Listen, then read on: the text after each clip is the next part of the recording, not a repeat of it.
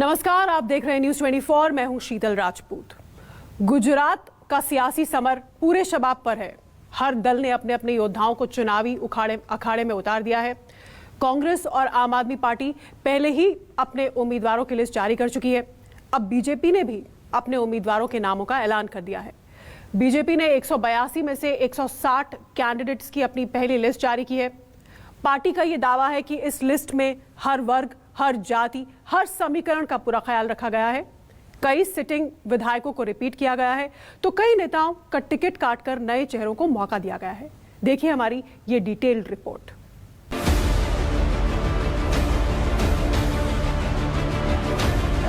दिल्ली में जे वावड़ आवे पण ए ज आवे कि भाई गुजरातना लोकोए तो फरी एक बार भाजपनी सरकार बनावવાનું मन बनावी લીધું છે। जो आम आदमी पार्टी का है पूरा हवा में है, ग्राउंड पे कुछ नहीं है।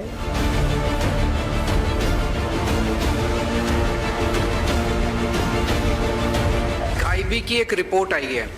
उस रिपोर्ट में आज अगर गुजरात में चुनाव हो तो गुजरात में आम आदमी पार्टी की सरकार बन रही है। गुजरात में चुनाव, बीजेपी का बड़ा दाव।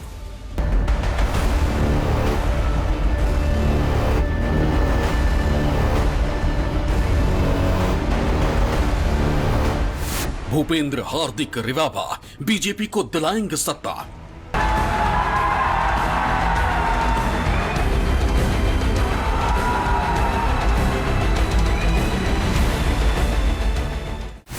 मोरबी हादसे का असर, मोदी ने उतारे मददगार।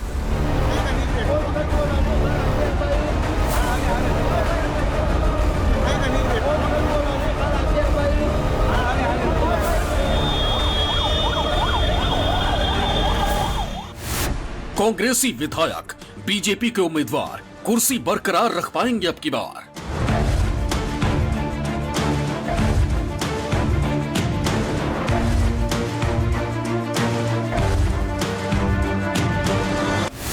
एक 182 में से 160, 8 को किसके किसके ठाठ।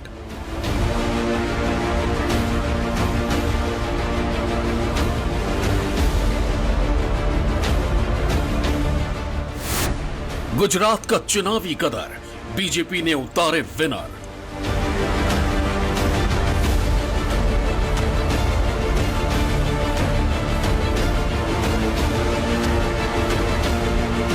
गुजरात का सियासी समर अपने आखिरी पड़ाव की ओर बढ़ रहा है।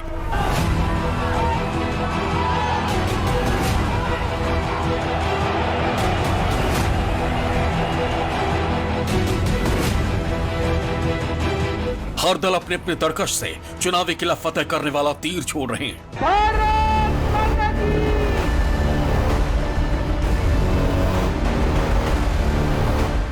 विजयी योग्य योद्धाओं को चुनावी अखाड़े में उतारा जा रहा है। बीजेपी ने भी अपने विनर कैंडिडेट को मैदान में उतार दिया।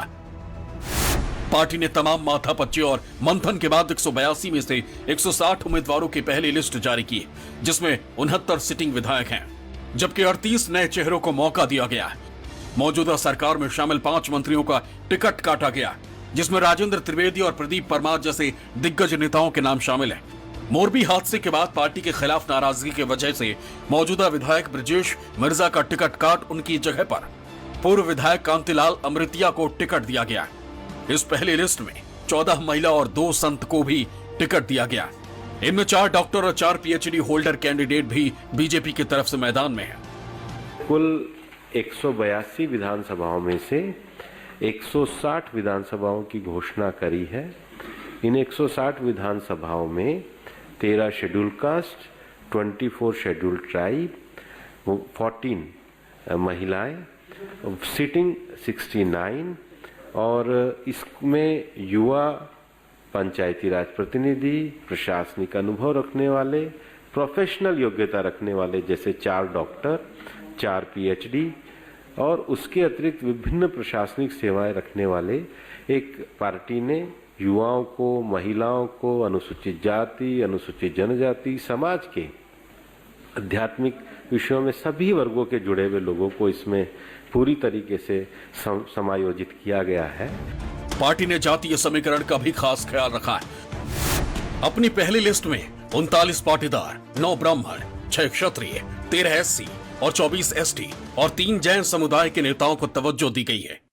गुजरात में बीजेपी ने जो 160 सीट्स पे अपने कैंडिडेट्स की घोषणा की है, उसके अंदर जातिगत समीकरण बहुत अच्छी तरह से उन्होंने बनाए हैं। वहाँ ओबीसी को पूरा प्राधान्य दिया गया है। पिछली बार पिछले कुछ समय से आदिवासी उनसे नाराज थे, तो कांग्रेस में से लाए गए कुछ आदिवासी नेताओं को टिकट दिया गया है। जिन लोगों का सोशल कैपिटलिज्म अच्छा है और सोशल कैपिटलिज्म के चलते वो कई लोगों को प्रभावी कर सकते हैं, ऐसे लोगों को टिकट देने की कोशिश की है। और उसमें जातिगत समीकरण भी उन्होंने ऐड किए हैं, जैसे कि ओबीसी को ज़्यादा टिकट दी गई है, क्षत्रियों को ज़्यादा दी गई है और पटेल का कॉम्बिनेशन। तो एक मिक्स बैग उन्होंने बीजेपी ने इस बार बनाया है ताकि सभी ज्ञातियों को फ़ायदा मिल सके। और इसका कारण सिर्फ गणित इस तरह से रखा गया है कि एक जगह पे दी गई टिकट अगल बगल की 3 टिकट पे सीधा असर करे, उस तरह से ये जातिगत समीकरण को बिठाया गया है।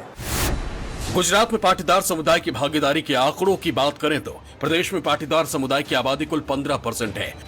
इस हिसाब से गुजरात के कुल 182 सीटों में से 70 सीटों पर पाटीदार समुदाय का प्रभुत्व माना जाता है। यही वजह है कि खोडल धाम ट्रस्ट पर भी सभी दलों की नजर थी। खोडल धाम ट्रस्ट के चेयरमैन नरेश पटेल को साथ लाने की कोशिश कर रही थी, लेकिन बीजेपी ने उनके करीबी रमेश तिलाड़ा को टिकट देकर पाटीदार समुदाय को भी साधने का मास्टर स्ट्रोक चल दिया है। पाटीदारों की 1 दर्जन से भी ज्यादा सीटों पर असर रखने वाले खोडल धाम के अध्यक्ष नरेश पटेल को अपने पाले में लेने के लिए सभी पार्टियों ने अपना पूरा दमखम लगा दिया। लेकिन जब बीजेपी ने अपना दांव चला तो सभी लोग देखते रह गए। बीजेपी ने नरेश पटेल के सबसे करीबी रमेश तिलाड़ा को टिकट देकर नरेश पटेल को भी एक तरह से अपने कब्जे में कर लिया और पाटीदार बैठकों पर एक तरह से अपना प्रभुत्व जमा लिया। लिस्ट पहली है, इसमें 160 उम्मीदवारों के नाम हैं। हर समीकरण को फिट करने की कोशिश की गई है, जिसमें 38 सिटिंग विधायकों के टिकट काटे गए। गुजरात बीजेपी के अध्यक्ष CR पाटिल मेरे साथ हैं। सर, आप लोगों ने 150 सीटों का आंकड़ा इस बार जो टारगेट है वो रखा है, 160 की घोषणा आप लोगों ने की है, कैसे अचीव करेंगे? चूंकि पिछली बार स्थिति अच्छी नहीं थी। पिछली बार पाटीदार समाज का आंदोलन चल रहा था, इस बार पाटीदार समाज पूरी ताकत के साथ भारतीय जनता पार्टी के साथ में जुड़ा हुआ है और इसीलिए हमें ये चुनाव हम एक रिकॉर्ड करते हुए जीत जाएंगे, ऐसा मुझे विश्वास है। तमाम वरिष्ठ नेताओं का टिकट आप लोगों ने काटा है, उसके पीछे क्या रणनीति रही है? वरिष्ठ नेताओं का टिकट किसी का नहीं काटा, कई लोगों ने खुद रिजाइन कर दिया है।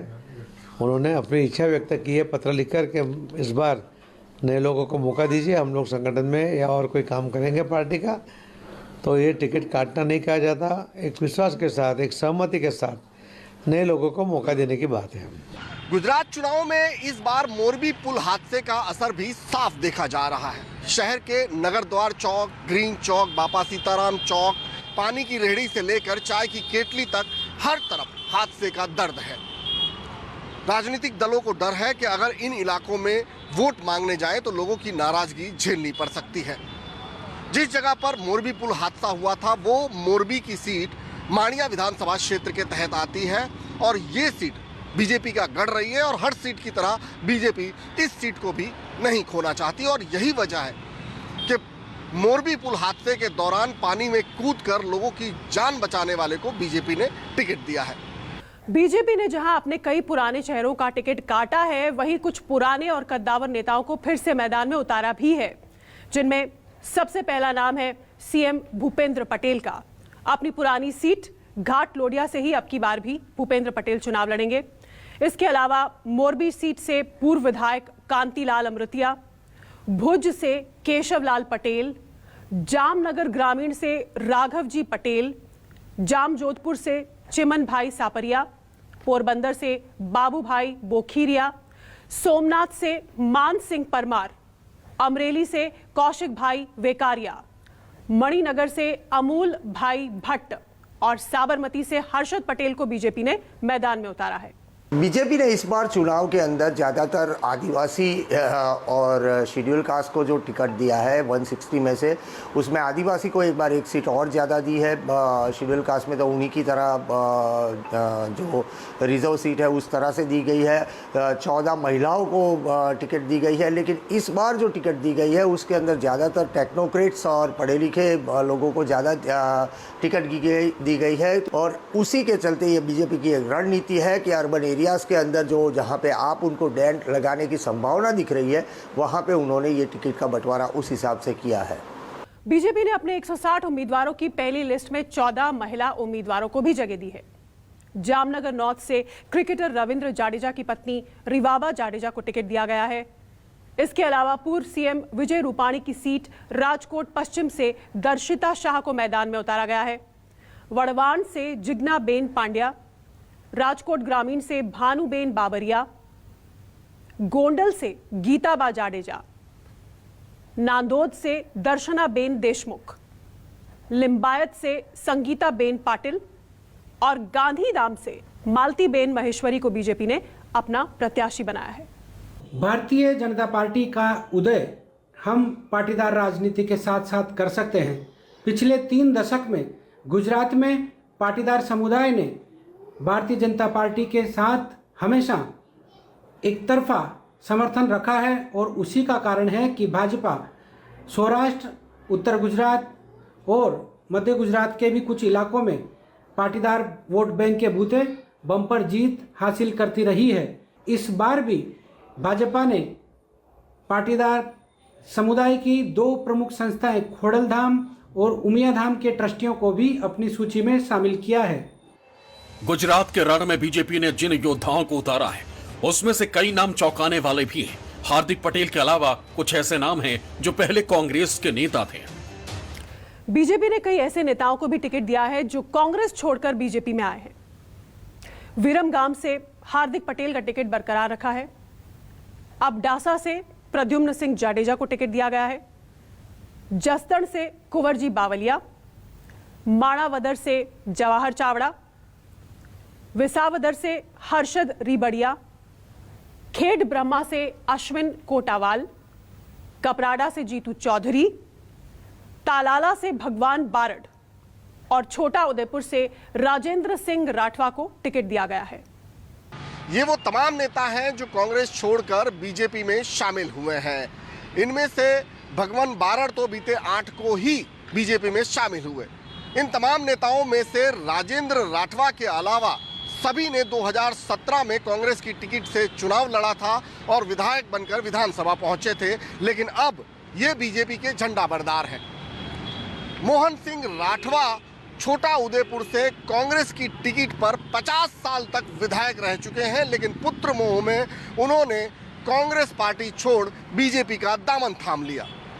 कांग्रेस से आने वाले विधायकों को टिकट और भाजपा के ही अपने पुराने कार्यकर्ता, पूर्व विधायक या पूर्व मंत्रियों को टिकट नहीं देना एक उसी कहावत जैसा है कि घर के पूत कवारा डोले पड़ोसी के फेरे। भाजपा ने सिर्फ जिताऊ उम्मीदवारों को टिकट दिया है, भले वो कांग्रेस से आया हो, छोटा कार्यकर्ता हो, पूर्व विधायक हो, पूर्व सांसद हो या वर्तमान सरकार में मंत्री हो, लेकिन जिताऊ नहीं है तो उसका भी टिकट कटा है। बीजेपी उम्मीदवारों के नाम तय करने के लिए दिल्ली में बीजेपी की केंद्रीय चुनाव समिति की कई घंटों तक मीटिंग चली। प्रधानमंत्री नरेंद्र मोदी, गृह मंत्री अमित शाह, अध्यक्ष जेपी नड्डा, रक्षा मंत्री राजनाथ सिंह बैठक में शामिल रहे। तमाम नामों पर चर्चा हुई। बताया जा रहा है कि हर सीट से 3-3 नाम मंगाए गए थे ताकि किसी की नाराजगी ज्यादा न बढ़े। कई के नाम परफॉर्मेंस के आधार पर काटे गए तो कई दिग्गज नेताओं ने खुद चुनाव न लड़ने की इच्छा जाहिर की। इन नेताओं ने प्रदेश अध्यक्ष सीआर पाटिल को लेटर लिखकर चुनाव न लड़ने की घोषणा की। शुरुआत डिप्टी सीएम नितिन पटेल ने की। इसके बाद पूर्व सीएम विजय रूपाणी, पूर्व गृह राज्य मंत्री प्रदीप सिंह जडेजा, पूर्व कानून एवं शिक्षा मंत्री भूपेंद्र सिंह चुडासमा, पूर्व मंत्री सौरभ पटेल, प्रदेश अध्यक्ष रहे आरसी फल्दू ने भी चुनाव न लड़ने के लिए लेटर लिखा था। यानी बीजेपी के ये दिग्गज नेता अब की बार चुनाव नहीं लड़ रहे हैं। हमारे पूर्व मुख्यमंत्री श्री विजय भाई रूपाणी जी, पूर्व उप मुख्यमंत्री श्री नितिन भाई पटेल जी, पार्टी के वरिष्ठ नेता, गुजरात सरकार में लंबे समय तक मंत्री रहे श्री भूपेन्द्र सिंह चूड़ासमा जी, श्री पार्टी के पूर्व अध्यक्ष और मंत्री भी श्री आरसी फल्दू जी, वरिष्ठ मंत्री श्री प्रदीप सिंह जडेजा जी, श्री सौरभ पटेल जी, श्री कौशिक पटेल जी, वो सब लोग संगठन और चुनाव की दृष्टि से खुद ने अपनी तरफ से कहा, पत्र लिख करके कहा कि वो स्वयं चुनाव न लड़कर पार्टी संगठन के लिए कार्य करेंगे। पूरी रणनीति सेट है, योद्धाओं को मैदान में उतार दिया गया है। बीजेपी आलाकमान ने फूंक फूंक कर हर एक कदम उठाए। खुद प्रधानमंत्री मोदी गुजरात की कमान संभाले हुए, यानी अपने गढ़ गुजरात में बीजेपी हर वो मुमकिन कोशिश कर रही है जिससे सत्ता बरकरार रखी जा सके। अहमदाबाद से भूपेंद्र सिंह के साथ ब्यूरो रिपोर्ट, न्यूज़ 24। तो गुजरात चुनाव में बीजेपी ने किसका काटा पत्ता और किसको दिया टिकट, आप इस डिटेल्ड रिपोर्ट में देख रहे थे। एक छोटे से ब्रेक के लिए हम रुकेंगे, देखते रहिए न्यूज़ 24।